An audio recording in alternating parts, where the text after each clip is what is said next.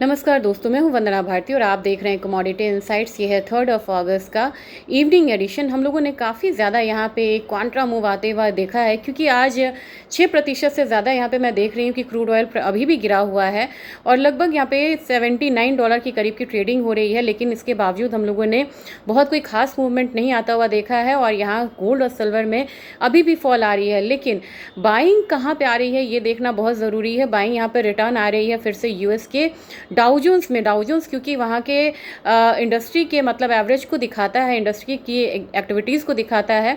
Lower crude prices के कारण अभी हम लोगों ने देखा है कि डाउ जोन्स में अच्छी खासी जो एक बढ़त है वो आता हुआ दिखाई दे रही है और लगभग 1.25% से ज़्यादा का एक अपसाइड है। S&P में भी एक अपसाइड है, वहाँ पे एक बाइंग जो है वो जा रही है और गोल्ड और सिल्वर से यहाँ पे बाइंग रिटर्न आ रही है। और यहाँ पे सिल्वर में अभी इंडस्ट्रियल कमोडिटीज़ होने का उससे कोई बहुत ज़्यादा बेनिफिट मिलता हुआ नज़र नहीं आ रहा है। इसके बाद अगर आप बात करेंगे कि डॉलर इंडेक्स की क्या हालत है, डॉलर इंडेक्स भी यहाँ पे एक बारी मुझे लग रहा है कि थोड़ा सा मतलब कि एक अपसाइड मूव आया है आज के दिन में, लेकिन फिर भी अभी 100 से नीचे है। एक रिकवरी जो है इसे 100.5 की तरफ ले जाते हुए दिखाई दे सकती है, जिसका एक प्रेशर हमारे मतलब कमोडिटीज़ काउंटर पर बनता हुआ दिखाई देगा। अभी मॉर्निंग में आपको जो भी एक अपसाइड आया हुआ था गोल्ड में, लगभग आपको 4080 का एक अपसाइड था, वहाँ से हम लोगों ने नीचे आता हुआ देखा है गोल्ड प्राइसेस को। मैं स्पॉट गोल्ड की बात कर रही हूँ क्योंकि उसको रेफर करना भी ठीक है। और मेरे ख्याल से यहाँ पे एक लोअर साइड जो है वहाँ तक जाने की कोशिश करेगा और 3995 तक का लेवल हम यहाँ पे स्पॉट गोल्ड में आता हुआ देख सकते हैं। और हमारे मार्केट की बात की जाए, हमारे मार्केट में आज एक अपसाइड आया, लेकिन फिर अनफॉर्चुनेटली 1,44,000 तक का अपसाइड आया, लेकिन वो सस्टेन नहीं किया। लोअर साइड जाती हुई कमोडिटी दिख रही है। तो नीचे की तरफ आपको नेक्स्ट रेंज जो बनेगा वो 1,42,000 का बनता हुआ बनेगा और यहाँ से एक जो फॉल है वो परसिस्ट होती हुई दिख रही है। अब आप कहेंगे कि इतनी सारी चीज़ें कभी, तभी मैंने कहा था कि लिमिटेड बाय जो है वो यहाँ पे आने की पूरी गुंजाइश है। कारण यहाँ पे है कि जो जापान का जो बॉन्ड मार्केट है वो यहाँ पे काफ़ी ज़्यादा वॉलेटाइल है। सिर्फ यूएस नहीं है, जापान भी परेशान है और जापान का बॉन्ड यील्ड ज़्यादा है। उसको अगर मान लीजिए कि उसको मतलब उसकी करेंसी भी बहुत ज़्यादा वीक हो रही है, उस करेंसी को वीक करने के लिए किसी भी कमोडिटी का काउंटर होता है डॉलर। अब डॉलर अगर वो सेल करते हैं तब जाके यहाँ पे आपको डॉलर इंडेक्स में गिरावट आएगी, जो कि आ भी रही है। आपने देखा है कि यूएस ने भी अभी जापानीज येन को बाय करा है, लेकिन जापान जो है वो डॉलर को अभी बहुत ज़्यादा बेच नहीं सकता है।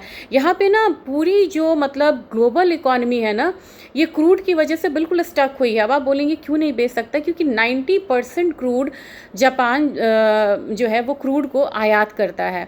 अब उसकी करेंसी भले ही वीकर साइड में रहे, लेकिन उसे यहाँ पे डॉलर नहीं बेचना है, क्योंकि वो यहाँ पे डॉलर को सेफ गार्ड करके रखिएगा क्रूड के बाइंग के लिए। दूसरी चीज़ है कि इनका आपस में इंटर मतलब कि रिलेशन रहा है ट्रेड को लेके, येन कैरी ट्रेड को लेके। अगर जापान यूएस की ट्रेजरी को सेल करना शुरू करता है तो वहाँ के मार्केट में यहाँ पे बहुत ज़्यादा फॉल आएगा। आपने देखा भी होगा कि यूएस की ट्रेजरी जो है वो हल्की गिरी थी और डॉलर इंडेक्स तो 2-3 दिनों में काफ़ी ज़्यादा एक शार्प फॉल आता हुआ दिखा था। तो ये ज़रूरत यूएस को भी थी कि वो हल्का यहाँ पे जापान को एप्रिसिएशन वाले फ्रंट पे ही रखे। लेकिन हुआ क्या है, इन सब चीज़ों से वहाँ का जो करेंसी मार्केट है और बॉन्ड मार्केट है वो संभलता हुआ नज़र नहीं आ रहा और वहाँ की बॉन्ड मार्केट एक बार फिर से उछाल पे है।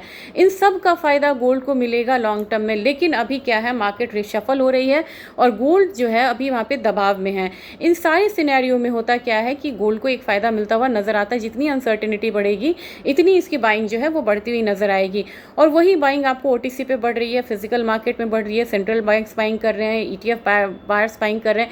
लेकिन वायदा बाजार एक सिंगल यहाँ पे फैक्टर है जहाँ पे हम लोगों ने अभी डाउनफॉल आता हुआ देखा है। तो 1,42,000 के लिए आपको तैयारी करनी होगी। अपसाइड अभी 1,44,000 45,000 तक ही रहेगा। आज फिर से वही स्थिति हमारी है वॉच करने की, जो 4,000 के स्तर को यहाँ पे तोड़ता है या बचता है। सिल्वर की बात करेंगे, सिल्वर में अगर मैं वहाँ के स्पॉट मार्केट को लूँ तो फिर से $57 वाला जो एक लेवल है वहाँ पे हम खड़े हैं।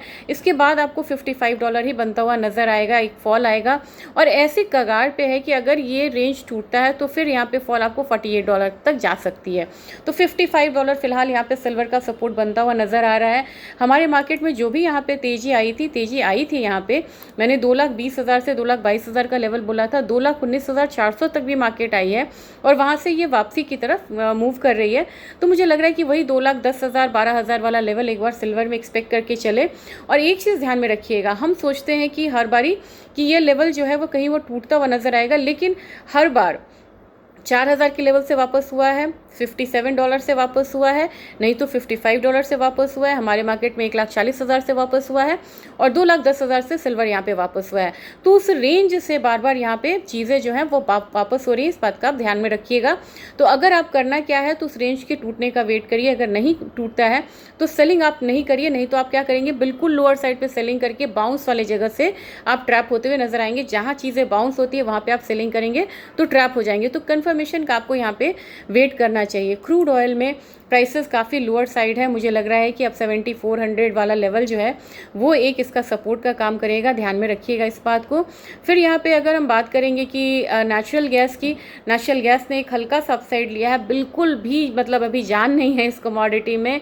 270 आ जाए वो बहुत है, बाहर भी बिल्कुल ये मतलब रेंज में ट्रेड हो रही है। एल्यूमिनियम में एक बाइंग जो थी वो यहाँ पे आई है और एल्यूमिनियम की बाइंग मुझे लग रहा है कि थोड़ा सा कंटिन्यू होते हुए नज़र आ सकता है और एल्यूमिनियम की बाइंग मुझे लग रहा है कि एक बारी 350 तक जाता हुआ दिखाई दे सकता है। जबकि अब यहाँ पे लेड की बात करेंगे तो लेड बिल्कुल रेंज में है जी। जिंक ऐसी भी स्थिति में, आज मैंने जिंक पे आपको बोला था 400 का, और जिंक ने 390 के करीब का लेवल जो है ऑलरेडी यहाँ पे लगा दिया, यानी कि 390 का जो लेवल है जिंक में हम लोगों ने यहाँ पे आता हुआ ऑलरेडी देखा है।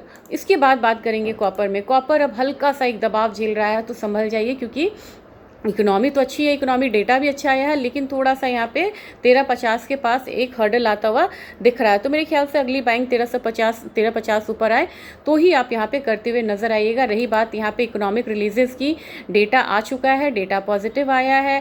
ग्लोबल जो मैन्युफैक्चरिंग PMI था वो डेटा यहाँ पे पॉजिटिव आया है। ये भी कारण है कि हम लोगों ने यहाँ पे एक बारी मतलब कि जो डाउ जोन्स है उसको बढ़ता हुआ देखा है।